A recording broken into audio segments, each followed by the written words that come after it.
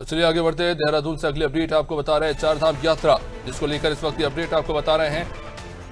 काफी तेजी से वहां पर तीर्थयात्रियों की संख्या बढ़ी है। 23 दिन में 11 लाख भक्तों ने वहां पे अब तक दर्शन कर लिए हैं।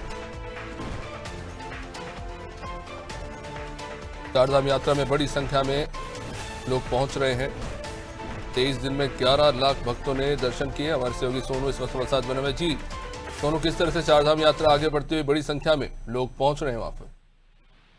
देखिए, जो चारों धाम है अभिषेक, यमुनोत्री धाम, गंगोत्री धाम, केदारनाथ धाम और बद्रीनाथ धाम, इन धामों में इस वक्त भी मौसम का मिजाज जो है वो मैदानी क्षेत्रों की तुलना में काफी बदला हुआ है।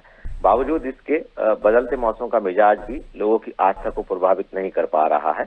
बड़ी संख्या में तीर्थयात्री इन धामों के दर्शन करने के लिए पहुंच रहे हैं। और चूंकि 22 अप्रैल को केदारनाथ धाम के कपाट खुले थे और उससे पहले 19 अप्रैल को यमुनोत्री गंगोत्री धाम के कपाट खोले गए थे विधि विधान से, और 23 अप्रैल को बद्रीनाथ धाम के कपाट खोले गए थे।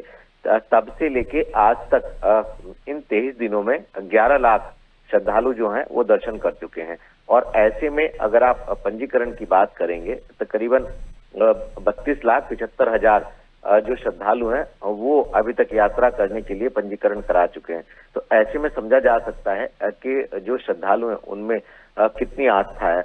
और चूंकि आने वाले समय में ये यात्रियों की संख्या और बढ़ेगी, लिहाजा इसको ध्यान में रखते हुए अब शासन स्तर पर मॉनिटरिंग भी शुरू हो गई है।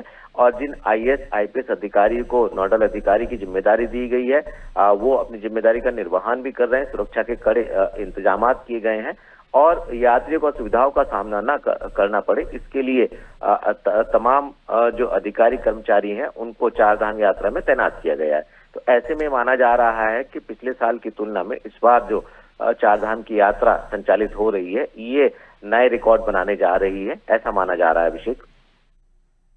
निश्चित रूप से जाहिर तौर पर श्रद्धालुओं का उत्साह दिखता हुआ। सोनू, आप बने रहिए हमारे साथ। लाखों की संख्या में वहां पे श्रद्धालु पहुंच रहे हैं और ये आंकड़ा बड़ी तेजी से बढ़ता हुआ। 23 दिन में 11 लाख श्रद्धालुओं ने अब तक चार धाम में दर्शन किया। ऑनलाइन रजिस्ट्रेशन के साथ ऑफलाइन में भी तेजी से संख्या बढ़ती हुई।